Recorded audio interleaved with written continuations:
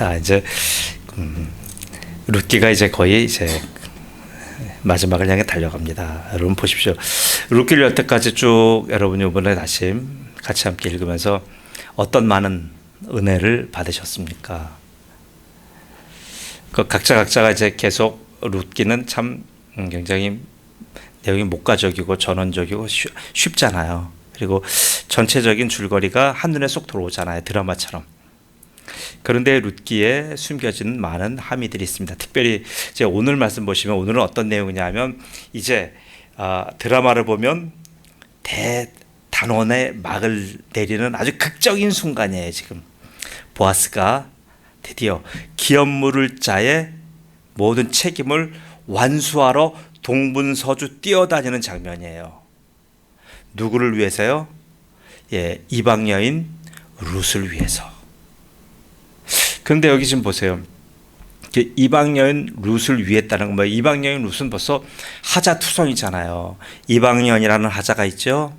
또 한번 자기의 지금 유대 동족과 함께 결혼했었다가 사별한, 예전 말로 말한다면 요즘은 이런 말 쓰면 미망인이잖아요. 그렇죠?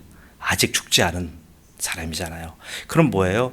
정상적인 사람이 아니에요. 이 사람은 여러모로 볼 때, 그러니까 그런 사람의 인권 정도는 이 당시에는 아무런 무시해도 아무런 문제가 되지 않습니다.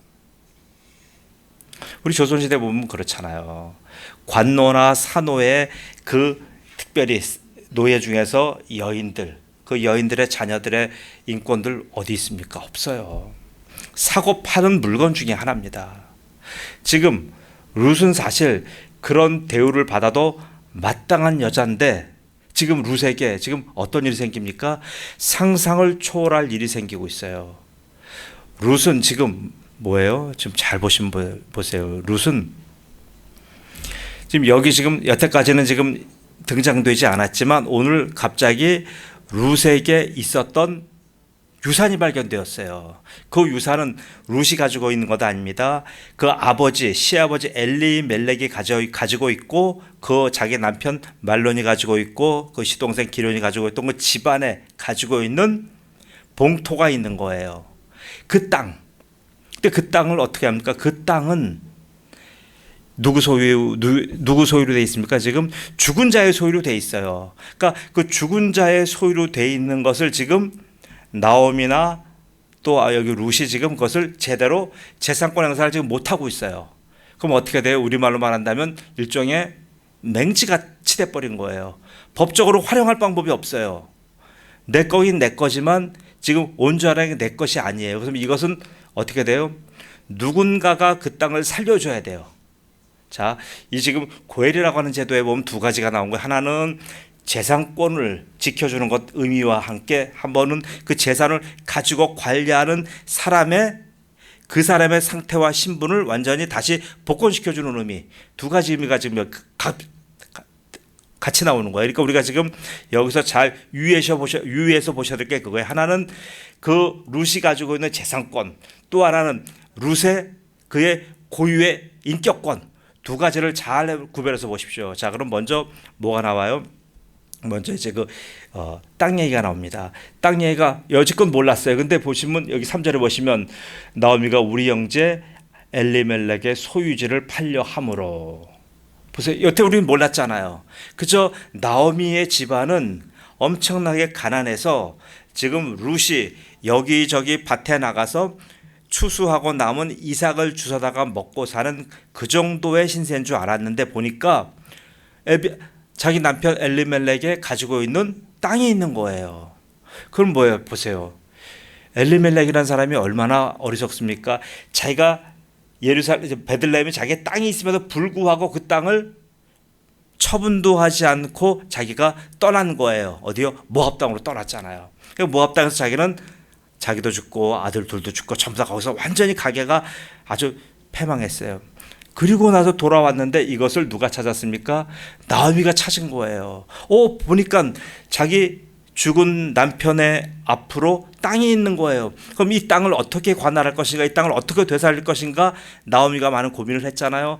이 땅을 살 수 있는 방법은 지금 자기도 할 수가 없고 룻도 할 수 없는 입장이에요. 그럼 이 땅을 누군가가 이 땅을 되사야 돼요.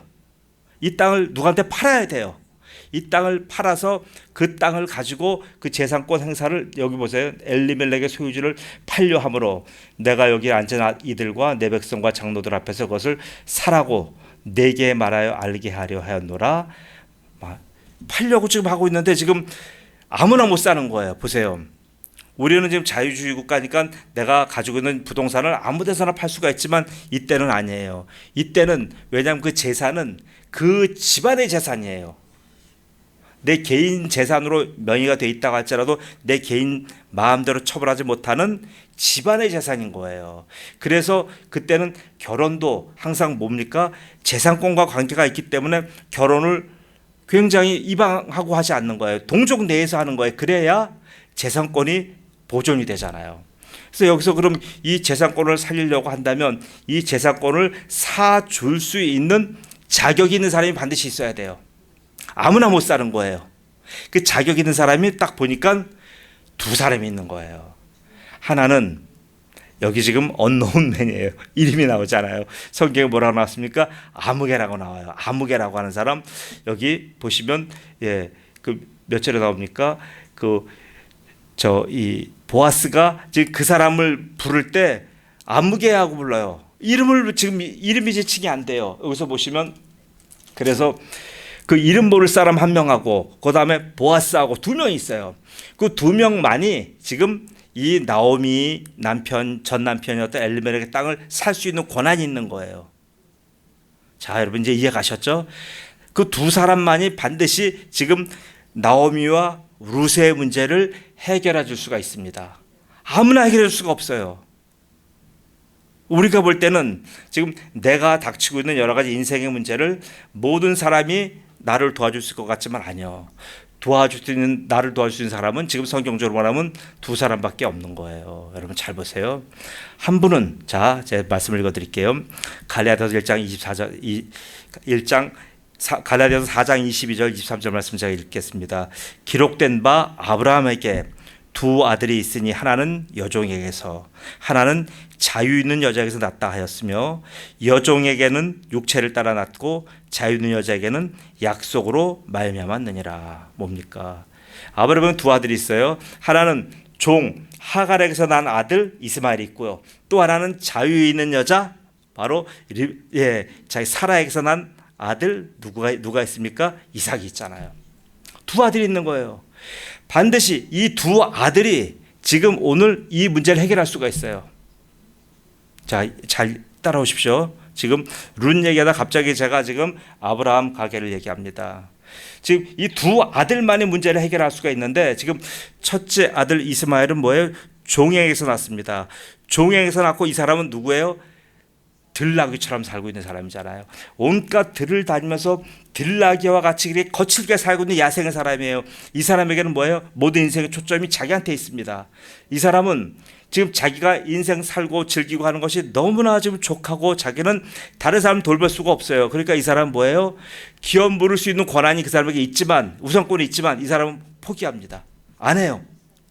왜요? 왜 안 합니까? 안 하는 이유가 5절 보시면 보아스가 이르되 내가 나오미의 손에서 그 밭에 사는 날에 곧 죽은 자의 아내 모압 여인 룻에게서 사서 그 죽은 자의 기업을 그의 이름으로 세워야 할지니라. 보세요. 첫 번째 여기서 단서는 뭐냐 하면 내가 지금 이 문제를 해결해 주면 내 이름으로 내 아들이 이 지금 모든 문제와 재산권을 갖고 있는 것이 아니에요. 내가 분명히 이 여인을 구원해 줬지만 이 여인 룻이라고 하는 가련한 여인을 내가 구원해 줬지만 내 재산권이 누구한테 가요? 룻의 전 남편인 말론한테 가버리는 거예요. 그러면 이스마엘 입장에서는 화가 나잖아요. 내가 이 여인을 구해줬는데 왜 내 재산까지 뺏어가야 됩니까? 여러분 이해 가세요? 이거는 이해가 안 가는 문제잖아요. 내가 저 사람을 내가 후의와 동정으로 내가 이 사람을 구원해줬어요. 구원했는데 보니까 이거는 내 재산이 막대하게 지금 나가는 거예요. 누가 그랬어요? 사마리아 사람이 그랬잖아요. 사마리아 사람이 어느 한 강도 만난 사람을 구원해 줬더니 그것만 갖고 된 거 아니잖아요. 자기의 모든 지금 사업 자금이 다 들어갔잖아요. 한 사람을 구원하는 건 이런 거예요. 그냥 우리가 말로만 구원할 수 있는 것이 아니고요. 그저 우리가 서류 사업만 구원할 수 있는 것 아니에요. 그게 하나고, 두 번째는 뭡니까? 두 번째는 6절이에요. 그 기업 물을 자가 있으되 나는 내 기업에 손해가 있을까요? 나를 위하여 물으지 못하노니 내가 물을 것을 내가 물으라. 나는 물으지 못하겠노라. 보세요. 손해를 감당할 수가 없는 거예요. 아니, 내가 기업을 물르는 이런 기쁜, 우리의 아주 좋은 이런 전통을 통하여 한 사람을 구원하는 것까지는 좋다 이거예요. 그런데 보니까 내가 지금 너무나 막대한 손해를 입는 거예요. 그러니까 첫째 아들은 어떻게 돼요? 포기해버리는 거예요. 이 아무개는 포기해버렸어요. 첫 번째, 우리의 문제를 해결해 주시는 그 누군가는 포기한 거예요. 자, 우리가 이걸 다른 말로 만나면, 신학적으로 한다면 아담으로도 볼 수 있어요. 우리의 문제를 해결해 주시는 사람은 포기해버린 거예요. 우리를 하나님 앞으로 인도해낼 수 있는 좋은 절호의 기회를 포기해버린 거예요. 기업 누리기를 완전히 포기해버렸어요. 저 사람은 내가 도와줄 만한 가치가 없습니다. 내가 도와준다고 하면 내가 완전히, 내 재산이 완전히 저 사람은 다 빨려나갑니다 라고 하는 계산을 가지고 룻을 구원하는 걸 포기했어요. 자, 여러분 잘 들으세요. 이게 고해제도 굉장히 어려워요. 자, 제가 여러분 여태까지 잘 지금 주목해보지 않으셨던 방향에서 지금 얘기를 합니다. 그래서 이 첫 번째 아들은 포기하는 거예요. 그래서 이스마엘이라는 첫 번째 아들은 모든 구원 사역에서 배제되는 거예요. 내가 포기했으니까. 근데 둘째 아들 누구예요? 이삭은 어떻게 합니까? 이것을 기꺼이 담당하는 거예요. 자유 있는 여자에서 난 이삭은 이 문제가 자기한테 왔을 때 내가 소래가 될지라도, 내 재산이 절로 간다고 할지라도 자유 있는 여자에서 난 그분은 이걸 감당하는 거예요. 이것을 우리가 지금 바울 서다가 뭐라고 얘기했습니까? 두 아들이, 첫 번째 아들은 율법이고 두 번째 아들은 복음이에요. 믿으십니까? 율법은 우리를 구원해 주지 못하는 거예요. 그래서 우리가 율법적으로 아무리 구약의 모든 율법과 율례와 전통을 따라 산다고 할지라도 그 율법은 우리를 구원해 줄 수가 없어요. 이게 율법의 한계예요. 이것을 지금 갈라디아서 누가 얘기하냐고는 바울 서다가 너무나 지금 비유를 잘하고 있는 거예요. 고헬제도는 그거예요. 이 고헬제도를 통하여 우리를 구원해 줄 반드시 첫 번째 하나님께 보내주셨던 바로 그 하나님의 은혜 방편이 뭐였습니까? 율법이에요. 근데 그 율법은 우리를 구원하는 것을 포기했어요. 작업하지 않은 거예요. 선택한 유대인만을 위해서 율법이 존재했어요. 그 율법은 우리를 충분히 기업을 물으기를 통하여서 많은 이방인들에게 복음을 전할 수 있고 이방인들을 구원할 수 있는 그런 기능과 장치를 하나님이 율법에게 주었지만 율법은 그것을 거절하고 포기했습니다. 이해가시죠? 자, 그러면 다시 오신 예수님이라는 복음은 어땠어요? 복음은 둘째 아들과 같아서 지금 보아스가 바로 예수님의 모델이고 복음을 얘기하는 거잖아요. 복음은 이 땅에 오셔서 내가 손해보는 거예요. 내가 저 룻을 구원하기 위해서는 내 재산권이 전부 다, 나도 모르는 사람, 그 사람한테 재산권이 다 가야 되고요. 막대한 손해를 봐야 돼요. 내 가게와 내 이름을 빌어서 지금 그걸로 가는 것이 아니라 룻에 통해서 룻의 전 남편을 통하여 그에게 재산권과 그에게 대표권이 가버리는 거예요. 이런 손해를 감수하는 거예요. 이게 복음이에요. 예수님이 이 땅에 오셔서요, 예수님은 모든 것을 포기하신 분이에요. 우리를 룻과 같은 우리를 구원해 주기 위해서요, 예수님 자신의 가지고 있는 이름과 예수님이 가지고 있는 권한과 예수님이 가지고 있는 이런 엄청난 권한을 예수님은 포기하신 거란 말이에요. 예수님이 지금 죽기까지 복종하셨잖아요. 예수님이 우리 하나를 구원하기 위하여 그저 지금 예수님은 율법처럼 행동할 수가 있었어요. 율법처럼 내가 도와줄 사람 도와주고 말 사람 말고, 그래서 율법은 그거잖아요. 그런데 예수님은 그런 개념 정도가 아니라 바로 하나님의 선택한 백성을 위해서 자기의 모든 생명까지 모든 걸 다 내어놓고 구원해 주신 거란 말이에요. 이게 고엘 제도예요. 이제 이해 가시죠? 그래서 이 고엘 제도라고 하는 것은요, 철저하게 율법은 할 수가 없어요. 복음만이 이 율법이 못한 바로 이 기업 누리기를 하는 거란 말이에요. 그럼 여러분과 저는 어떤 사람들이에요? 우리는 율법에서 구원받은 사람들이 아니잖아요. 율법은 할 수가 없는 복음에 의해 우리는 구원받은 사람들이에요. 복음에 의해 우리는 값없이 지금 룻과 같이 아무런 대가 없이 죽은 생명이 이방인으로 살다가 그렇게 오르다와 같이 죽어갈 평범한 여인이, 이름도 없이 죽어갈 여인이 바로 복음에서 구원받았잖아요. 여러분과 제가 그런 사람들 아닙니까? 우리가 바로 지금 룻과 같이 이렇게 지금 구원받은 우리가 그 배경 뒤에는 누가 있어요? 예수님이 죽기까지 복종하신 거예요. 예수님이 지금 이 땅에 오시되 뭐예요? 예수님은 섬기러 오셨잖아요. 죽으러 오셨잖아요. 누구요? 나를 위해서요.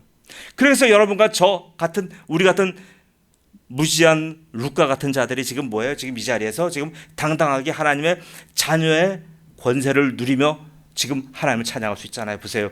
왜 우리에게 하나님께서 성령을 보내주신 이유는 뭡니까?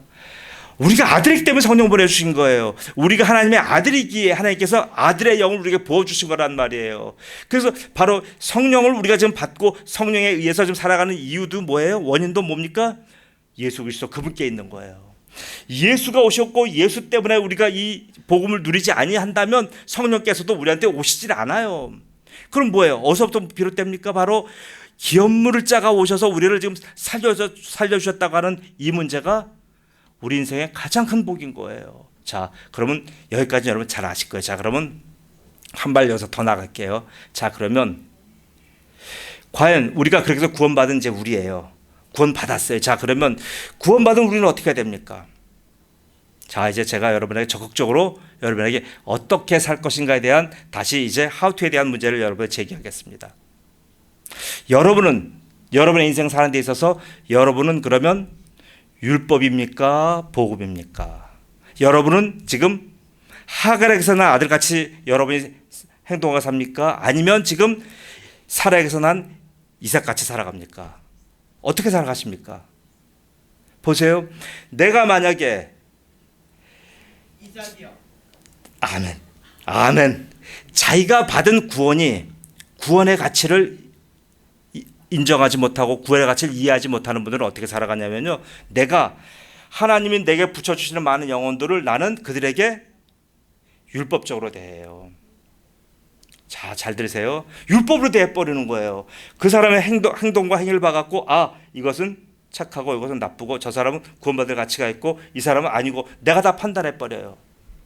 내가 율법이 되어서 모든 사람을 내가 판단하고 모든 사람을 내가 분별하고 모든 사람을 잘라내는 거예요. 내가 율법이 돼버렸어요. 그러나 보세요. 내가 이렇게 지금 그 복음으로 구원받은 사람이고 복음에 대한 은혜가 내게 있다고 한다면 내게 붙여지는 모든 사람들에게 어떻게 대해요? 내가 보아스 같이 되는 거예요. 내가 그 한 사람을 구원하기 위하여 나의 시간을 손해보고 나의 물질을 손해보고 내가 가지고 있는 여러 가지 자기의 편익들을 내가 뒤로 하고 내가 그 사람을 구원하기 위하여 뛰어가는 거예요. 여러분 잘 보십시오. 왜 많은 개척교회 목회자들이 동네 분들, 여기 이제 도시니까 있었지만 보통 시골 읍내 같은 데 가보면요, 그 목회자는 그 동네 허들의 일꾼이 돼버려요. 그 동네에서 요청하는 모든 일은 목회자들이 다 해요. 뭐 어느 할머니가 읍내 나가셔야 되는데 뭐 차가 필요하면 그것도 해주고요. 머리 볶으러 가야 되는데 도와주면 그것도 해줘야 되고, 어디 밭작물 구하려면 가서 그것도 도와줘야 되고, 콤바인드 해줘야 되고. 저희 주의 목사님들 이렇게 사시는 분들 있으셔요. 저 강원도 영월에 옥동에 들어가고 그렇게 하시는 분들 계셔요. 그분 한 분은 뭐예요? 그 동네에 교회를 나오시든 나오지 않든 모든 그 동네에 무임 청년 회장이 되어버리는 거예요. 누구나가 불러요. 누구나가 일 시켜요. 그런데 막상 구원받는 잔치에 있어서는 거리를 둬요. 이게 뭡니까? 지금. 그런데도 불구하고 많은 목회자들은 그 일 다 감수해요. 왜요? 저 한 영혼 때문에 내 시간을, 내가 이 차의 기름을, 내가 좀 해야 될 지금 여러 가지 일들이 있는데, 바쁜 일이 있음에도 불구하고 뒤로 하고 그 일을 달려가는 거예요. 제 안산에서 목회하는 제 친구 목사님, 그 얘기 들어보면 눈물 없이 못 들어요. 자기가 지금 꼭 지금 집에 필요해서 지금 그 돈 몇 푼 있는 거 가지고 뭐 쓸 때가 있는데 갑자기 교인 한 명이 전화 와가지고 막 지금 막 죽어 넘어간다고 얘기해 버리면 그 돈 털어가지고 가갖고 그분 먼저 해결해주고 그런 게 한두 개가 아니에요. 이게 왜 그렇습니까? 그 사람 딴 거 없잖아요. 그 룻과 같은 그 여인 한 명 구하겠다고 하는 거 그것 때문에 내가 그런 사람이었는데 내가 십자가의 그런 은혜를 받았기 때문에 내가 지금 이제 그런 은혜를 받고 바로 하나님의 종으로 살아가다 보니까 내 주위에 하나님 보내주신 많은 분들에게 내가 과연 이름 없는 사람처럼 내가 살아갈 것인가 아니면 내가 보아스처럼 행동할 것인가. 늘 목회자와 여러 성도들에게는 지금 우리가 이런 항상 선택권이 있는 거예요. 우리한테 항상 이게 놓여 있어요. 우리가 어떤 문제를 보든지 간에 어떤 사람이든지 간에 그냥 지나갈 수 있어요. 하나님이 보내주시고 하나님 붙여주신 사람이라 할지라도 나랑 상관없고 귀찮고 힘들면 지나가면 돼버리는 거예요. 그냥 건너뛰면 아무런 문제 없어요. 그러나 하나님이 그 영혼을 우리에게 꼭 붙여주신 룻과 같은 여인들이 그 속에 있을 수가 있잖아요. 근데 그것을 내가 이렇게 종의 아들에서 난 자처럼 내가 그렇게 자기의 하나님 주신 책임을 내가 감당하지 않고 내가 그냥 훌훌 들로 산으로 돌아다닌다고 한다면 하나님이 그 영혼의 핏값을 누구한테 찾겠습니까? 그 영혼의 구원을 나한테 붙여주셨는데 내가 그걸 감당하지 않고 돌아다닌다고 하면 어떻게 그 뒷감당 어떻게 하시겠습니까? 우리 모두는 지금 이런 데서 자유롭지 못한 거예요. 지금 우리가 지금 문제가 뭐냐면 계속 내가 받은 구원을 내가 어떻게 유지하고 내가 어떻게 잘 살 거냐 하는 자기 초점의 신앙만 계속 갖다 보니까 지금 다른 사람이 안 보이는 거예요. 그런데 지금 우리가 이렇게 구원받아서 보아스와 같은 입장이 돼서 우리가 딱 보면 이제 하나님께서 우리에게 뭐예요? 우리의 구원이 아니라 너와 같았던 사람들을 내가 너한테 붙여줄 때 널 어떻게 하겠느냐 지켜보시는 거예요. 그것 때문에 지금 사실 우리가 지금 우리에게 사명이 그거예요. 목회자뿐만 아니라 여러분에게도 주위에 많은 분들 계실 거예요. 기도하신 분 계실 것이고 저분을 주님 앞으로 인도해내기 위해서 내가 시간과 물질과 여러 가지 많은 오랜 기간 동안에 참고 견디며 그분에게 복음 전하며 기도하며 여러분 하는 기도 리스트가 없습니까? 없다고 한다면 그분은요 지금 뭐예요? 그분은 다시 한번 생각해 보셔야 돼요.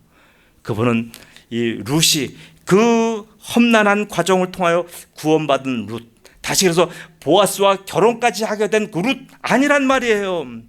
내가 구원받은 흔적이 없으니 내가 그 처참한 데서 내가 다시 노예 생활에서 해방받은 그 기쁨이 내게 없으니까 그러는 거예요. 노예가 해방받았어요. 노예가 다시 살아났어요. 그렇다면 이 사람은 분명히 해방받은 게 있잖아요. 그 기쁨이 있고 그 즐거움이 자기한테 있는데 그것을 어떻게 숨길 수가 있습니까? 그래서 반드시 구원받은 백성은요 나와 같이 그렇게 처절한 삶을 사는 사람에게 항상 우리는 하나님이 주위에 붙여주실 때 어떻게 반응하라고요? 갈라디아 1장 24절입니다. 나로 말미암아 하나님께 영광을 돌리니라.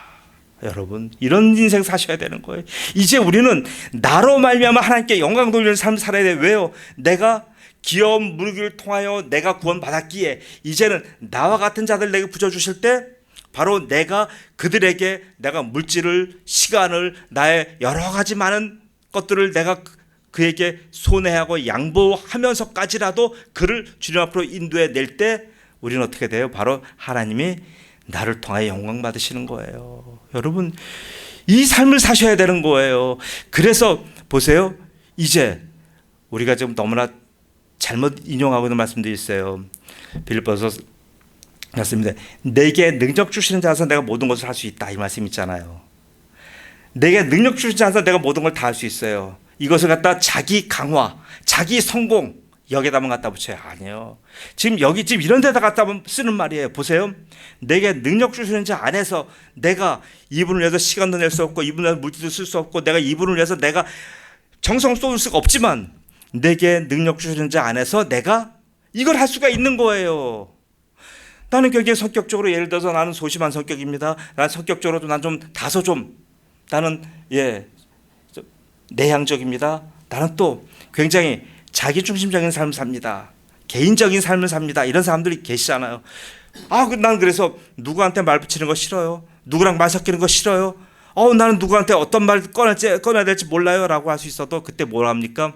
내게 빌사일상 빌립보서 4장 13절 내게 능력 주시는 자 안에서 내가 모든 것을 할 수 있습니다 라고 고백하고 다가가는 거예요. 그러면 내 기질이 문제가 아니에요. 내 상황이 문제가 아닌 거예요. 사랑하는 성도 여러분, 저는 여러분에게 권면합니다. 여러분과 제가 룻이었다고 하는 대전제가 있고, 룻이 바로 구원받아 지금 이제 이 보아스를 만나 결혼합니다. 누구의 도움으로? 나오미의 도움을 받아 결혼했어요. 결혼해서 자기의 옛날 모든 가지고 있는, 자기가 가지고 있지 않았던 거죠. 자기가 모르고 있던 자기 남편과 시아버지가 갖고 있던 그 모든 막대한 재산을 다 내가 취했고요. 그리고 새로운 남편 보아스가 가지고 있는 모든 보아스의 모든, 이름이 참 좋아요, 보화를 그냥 전부 다 같이 함께 가진 거예요. 그럼 뭐예요? 나는 전 남편과 전 남편이 가지고 있던 그 시대에 가지고 있던 모든 재산과 현 남편이 가지고 있는 재산과 권한과 그 모든 명예를 다 갖는 사람이 된 거예요. 아니, 이 사람만큼 행복한 사람이 어디 있습니까? 바로 구원받았다는 것은 이런 거예요. 우리가 구원받았다는 것은 이렇게 지금 기쁘고 행복한 사람이 된 거예요. 그렇게 된다면 우리에게는 어떻게 돼요? 늘 우리에게는 씨를 뿌리는 것 기쁨으로 하는 거죠. 씨를 뿌릴 때 보세요. 밭의 주인과 세경을 받으면서 일당을 받아 씨를 뿌리는 사람은 달라요. 밭의 주인은 기쁨으로 씨를 뿌리지만 일당을 가지고 나와서 뿌리는 사람은 기쁨이 없어요. 빨리 시간이 갔으면, 빨리 해가 졌으면, 일당을 받았으면 그거잖아요. 여러분, 우리는 일당 받기 위해서 구원받은 사람들이 아니잖아요.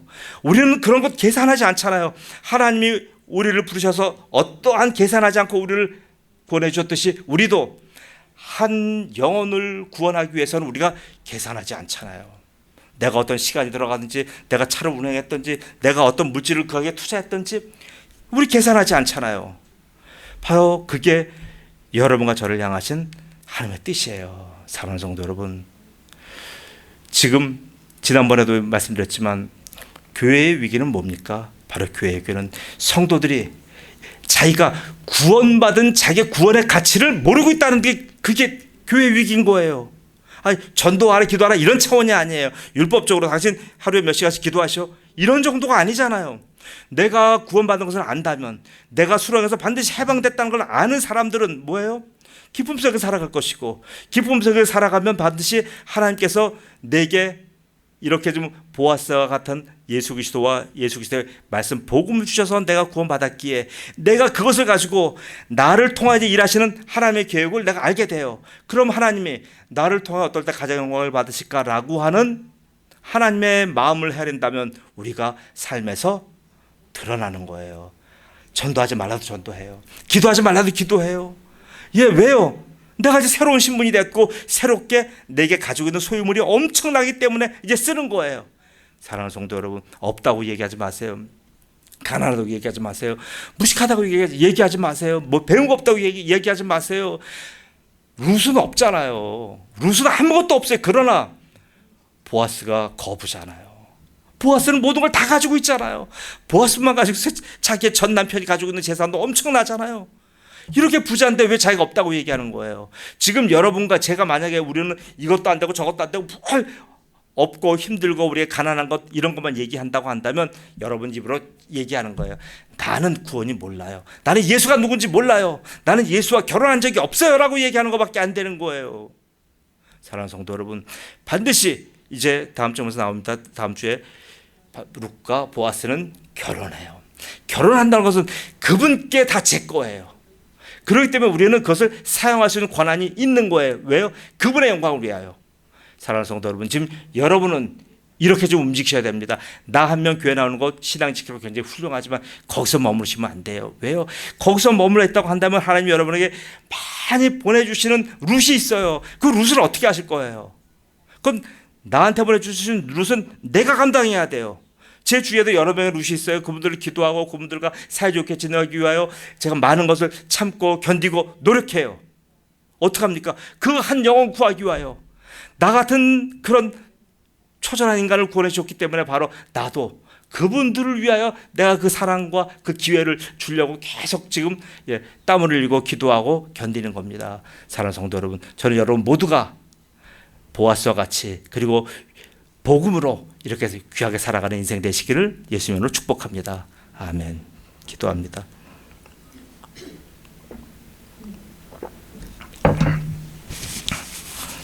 모든 일을 그의 뜻의 결정대로 일하시는 이의 계획을 따라 우리가 예정을 입어 그 안에서 기업이 되었다고 하신 에베소서 1장 11절 말씀대로 우리가 이렇게 해서 기업이 되었습니다. 아버지 하나님, 기업도 보통 기업이 아니라 바로 보아스와 결혼한 룻이 되었습니다. 우리의 구원의 가치가 이렇게 위대한 건데 아버지 하나님, 우리는 이 구원받은 것에만 감격하고 감사하고 그래서 구원받은 사람이 이 땅에서 축복받고 번영하고 번성하고 누리고 사는 것에 초점 맞췄지, 아버지 하나님, 이렇게 또 다른 룻에 대해서 우리가 보아스의 역할을 감당하지 않은 것을 회개합니다. 이제 이 말씀을 들은 사랑하는 은혜백교회 성도들은 내가 이제 보아스가 되어 내가 이제 복음이 되어 바로 주님께서 붙여주시는 많은 룻에게 복음을 전하며 그들에게 기쁜 소식을 전하며 그들에게 바로 이렇게 어마어마한 그들이 알지 못하는 세상에 있음을 알려주는 이런 기쁨의 성도가 되도록 축복하여 주옵소서. 이 밤에 아버지 하나님, 예배 마치고 돌아가는 사랑하는 성도들 한 분도 더러운 사건 사고만 나지 않도록 지켜주시며 안전으로 지켜주시며 평강으로 지켜주시며 우리 성도들의 부족하고 모자란 것 없도록 넘치도록 함께하여 주옵소서. 감사하며 예수님의 이름으로 기도드리옵나이다. 아멘.